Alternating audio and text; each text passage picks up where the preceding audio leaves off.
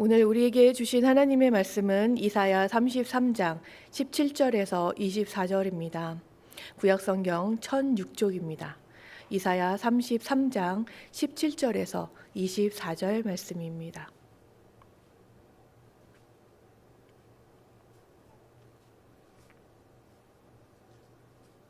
한 절씩 교독하시겠습니다. 내 눈은 왕을 그의 아름다운 가운데에서 보며 광활한 땅을 눈으로 보겠고 내 마음은 두려워하던 것을 생각해 내리라. 계산하던 자가 어디 있느냐? 공세를 계량하던 자가 어디 있느냐? 망대를 계수하던 자가 어디 있느냐? 내가 강포한 백성을 보지 아니하리라. 그 백성은 방언이 어려워 내가 알아듣지 못하며 말이 이상하여 내가 깨닫지 못하는 자니라. 우리 절기의 시온성을 보라. 내 눈이 안정된 처소인 예루살렘을 보리니 그것은 옮겨지지 아니할 장막이라. 그 말뚝이 영원히 뽑히지 아니할 것이요 그 줄이 하나도 끊어지지 아니할 것이며 여호와는 거기에 위엄 중에 우리와 함께 계시리니 그곳에는 여러 강과 큰 호수가 있으나 노젓는 배나 큰 배가 통행하지 못하리라. 대저 여호와는 우리 재판장이시요 여호와는 우리에게 율법을 세우시니요 여호와는 우리의 왕이시니 그가 우리를 구원하실 것임이라. 내 돛대 줄이 풀렸으니 돛대의 밑을 튼튼히 하지 못하였고 돛을 달지 못하였느니라. 때가 되면 많은 재물을 탈취하여 나누리니 저는 자도 그 재물을 취할 것이며 그 거주민은 내가 병들었노라 하지 아니할 것이라. 거기에 사는 백성이 사죄함을 받으리라. 아멘. 오늘 말씀에서 이사야는 이전에 했던 멸망과 심판의 메시지와는 다르게 분위기가 전환되며 회복에 대해 말하고 있습니다. 유다와 예루살렘은 멸망할 것입니다. 그리고 유다를 괴롭히고 있는 아수르는 이보다 먼저 멸망할 것입니다. 아수르의 멸망은 유다에게는 승리와 회복의 메시지일 수 있습니다. 아수르가 멸망하고 유다는 다시 견고해지는 히스기야 왕 시절이 예루살렘의 회복을 예언한 오늘 말씀의 성취일 것입니다. 그러나 우리는 압니다. 히스기야 왕 시절의 안정과 회복도 결국 일시적이라는 것을 말입니다. 결국 유다는 멸망했습니다. 그렇다고 모든 것을 부정적으로만 볼 수 없는 것은 그 멸망조차도 일시적인 것입니다. 인간사 흥망성쇠는 항상 있어 왔습니다. 영원할 것 같았던 흥도, 망도 결국은 끝이 있었습니다. 여기까지 생각하게 되면 이전에 묵상했던 전도서에서 전도자가 모든 것이 헛되도다라고 한 외침이 기억이 납니다. 이 헛된 인간사에서 엎치락뒤치락 한 발만 떼고 보면 일희일비하지 않을 수 있지만 그 한 발을 떼기가 어찌나 어려운지. 우리는 세상 쿨한 척을 하지만 길 가다가 만난 모르는 사람의 한마디에도 쉽게 상처를 받습니다. 작은 생채기에도 회복하는 데 시간이 꽤 걸리고는 합니다. 그것이 나이고 우리이고 인간입니다. 오늘 말씀에서 이사야는 히스기야 왕을 통해 1차적으로 이루어질 회복에 대해 말하고 있습니다. 그러나 궁극적으로는 이를 예언한 것이 아닙니다. 물론 히스기야 왕 시절 유다 전체에 말씀이 회복되고 유다를 괴롭히던 아수르는 망하고 하나님의 다스림이 회복되는 전반적인 운동과 분위기는 있었지만 히스기야 사후 다시 유다는 멸망의 길을 가고 맙니다. 히스기야를 통한 회복도 일시적인 것이었습니다. 반면 이사야는 보다 궁극적인 회복과 구원에 대해 말하고 있습니다. 그리고 그 선포에 대한 대상에는 유다 백성들뿐 아니라 현재를 사는 우리도 있습니다. 이사야는 우리를 보며 말하고 있습니다. 일시적인 멸망과 영원한 회복, 이를 보며 우리는 오늘을 어떤 모습으로 살아가야 할지를 말입니다. 17절 말씀입니다. 내 눈 왕을 그의 아름다운 가운데에서 보며 광활한 땅을 눈으로 보겠고. 이사야는 말합니다. 내 눈은 보겠고. 눈으로 왕을 아름다운 가운데에서 보고 광활한 땅을 봅니다. 상상해 보십시오. 영광스러운 왕의 모습과 그가 다스리는 광활한 땅을 말입니다. 작고 힘없는 나라이고 큰 나라들 사이에서 끼어서 고생만 하는 유다로서는 감격스러운 모습일 것입니다. 그러나 여기에서의 보다라는 단어는 육안으로 본다는 의미가 아닙니다. 영적으로 보다, 계시된 것을 보다, 환상을 본다라는 의미입니다. 하지만 육안으로 보는 의미가 아니라고 해서 허상이나 선망은 절대 아닙니다. 오히려 인간의 제한된 눈으로는 제대로 볼 수 없는 것, 진실을 직면하여 보는 것, 인간의 한계를 뛰어넘어 보는 것을 의미합니다. 인간의 봄은 시간의 제약을 받습니다. 너무 찰나이면 못 보기도 하고 너무 길면 변화를 못 알아채기도 합니다. 그리고 빛에 의해서도 제약을 받습니다. 인간이 볼 수 있는 빛의 양이어야만 사물이 보입니다. 또 크기에도 제약을 받습니다. 너무 작아도 너무 커도 인간의 눈으로는 볼 수 없습니다. 그리고 무엇보다도 가장 큰 제약은 바로 이런 눈으로 보는 주체가 인간이라는 것입니다. 눈으로 보이는 것을 판단하는 인간은 인식과 판단력이 완전하지 않습니다.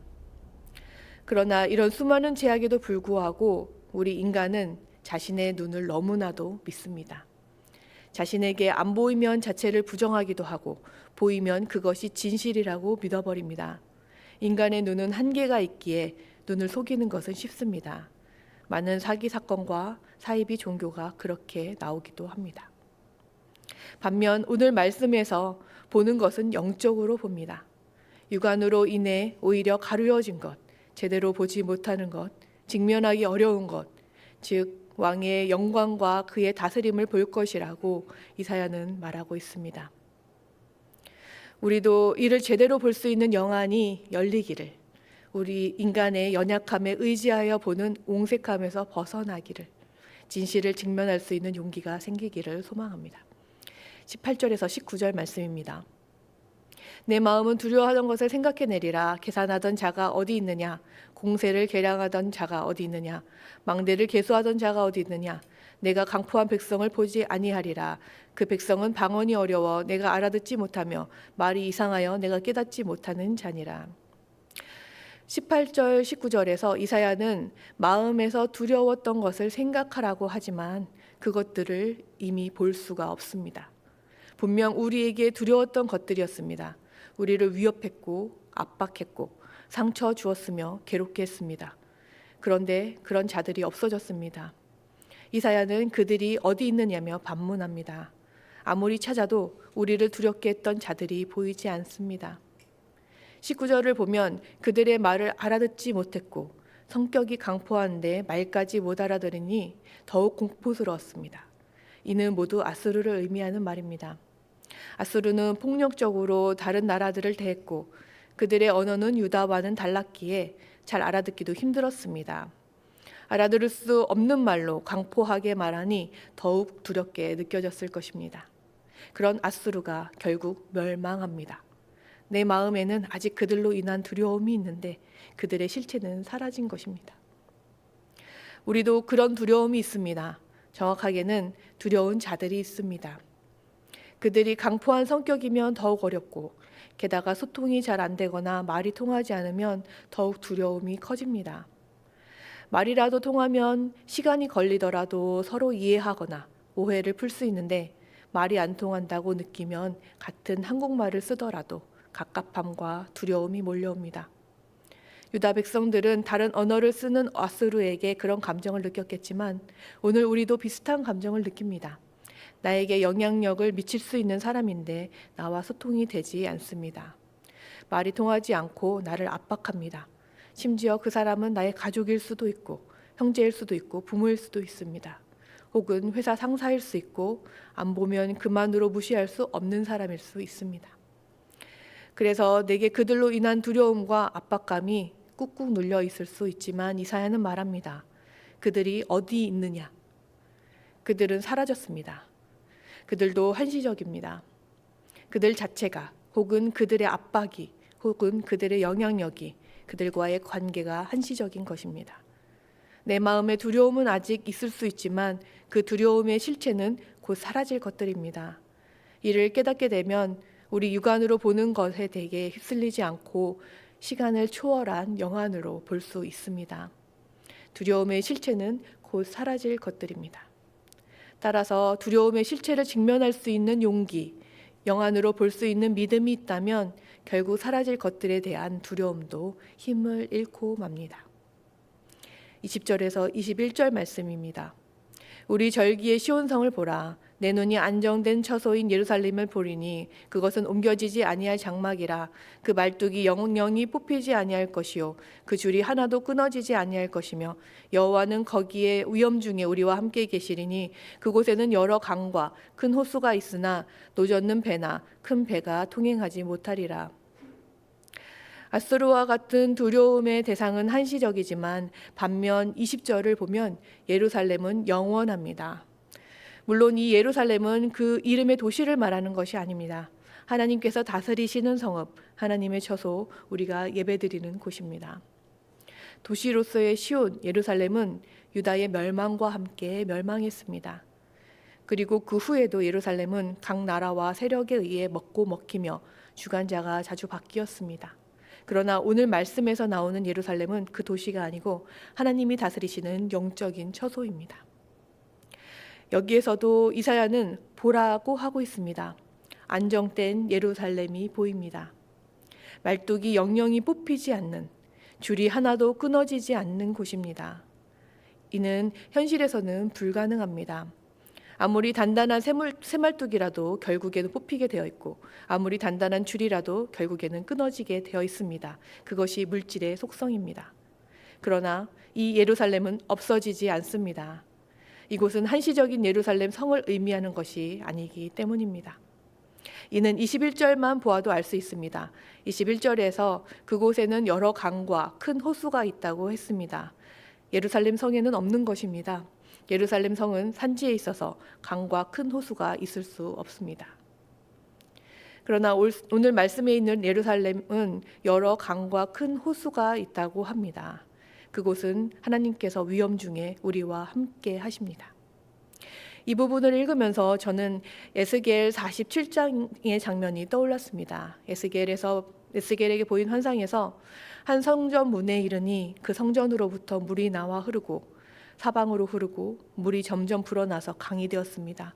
그리고 그 강가로 나무가 심이 많고 강물이 이르는 곳마다 생물이 번성하고 주변에는 과실나무에 열매가 끊이지 않는 모습입니다.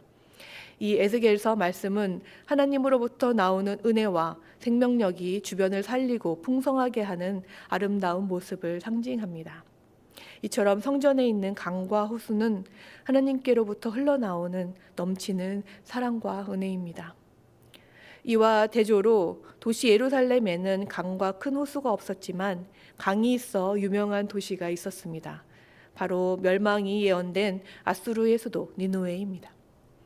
니느웨는 티그리스 강의 물줄기를 따라 강 주변 도시로서 번성했고 강을 이용하여 무역, 운송 등에서 우위를 점할 수 있었습니다. 그래서 니느웨에는 큰 배들이 많이 통행했습니다. 그러나 오늘 말씀에서의 예루살렘에는 여러 강이 있지만 배가 통행하지 못합니다. 이 강은 강줄기를 이용하여 무역과 통행과 같은 사람이 원하는 것을 하는 통로가 아닙니다.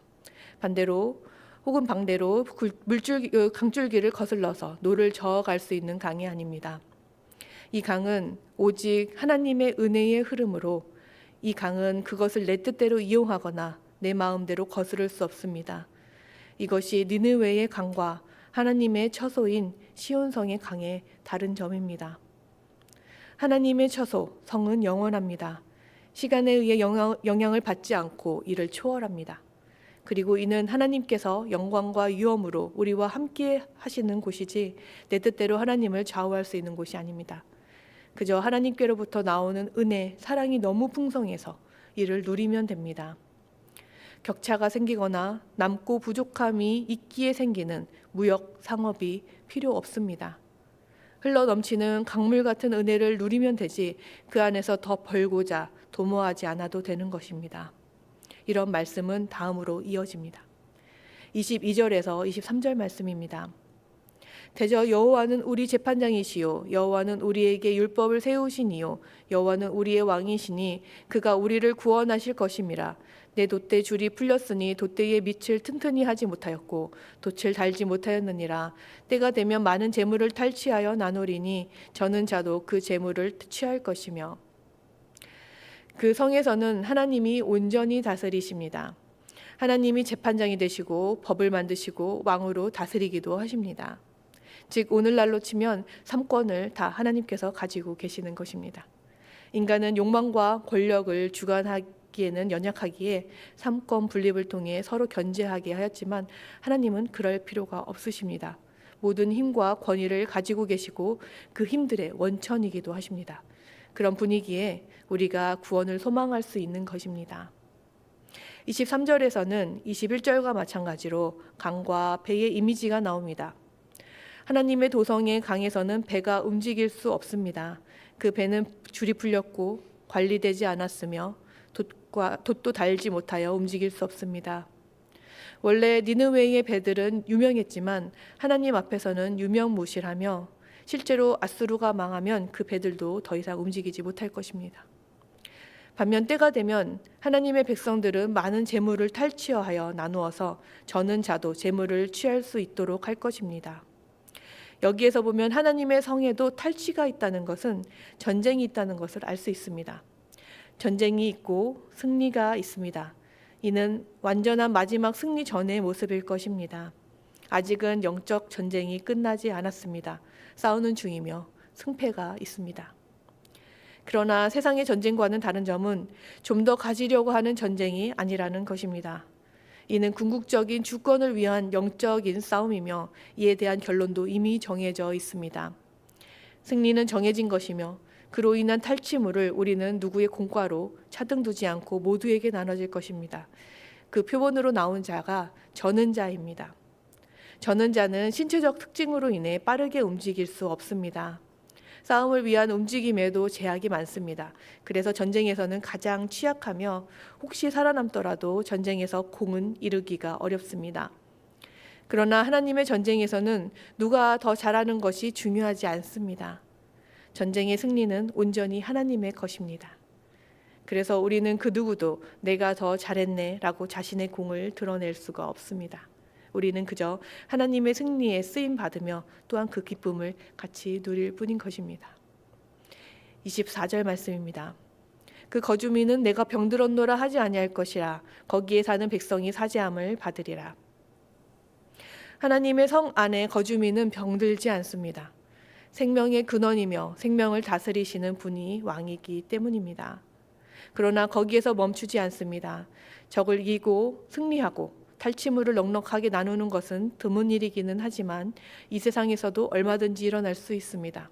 심지어 병에서 자유한 것도 요즘처럼 의학이 발달하면 그 경지에 이르는 것이 불가능한 것은 아닌 것 같습니다.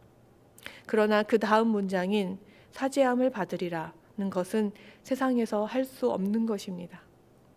아무리 세상이 발전하고 완벽한 다스림이 이루어진다고 해도 죄를 사하는 것은 영적이며 인간의 근원에 대한 것이기 때문입니다.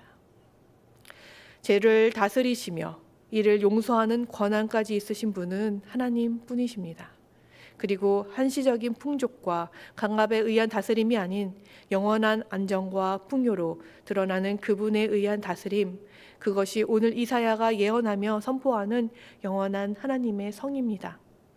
우리도 이를 기다리며 또한 이를 누리는 하나님의 백성이 되시기를 소망합니다. 기도하시겠습니다. 하나님 아버지, 저희가 일시적인 강압과 두려움에 휩쓸리지 않게 하시고 높고 낮음의 차이로 평가하는 세상의 잣대를 공유하지 않게 하시고 보고 싶은 것만 보는 회피를 벗어나게 하시고 진정한 왕의 다스림을 받는 저희가 되게 하여 주시옵소서. 예수님의 이름으로 기도드립니다. 아멘.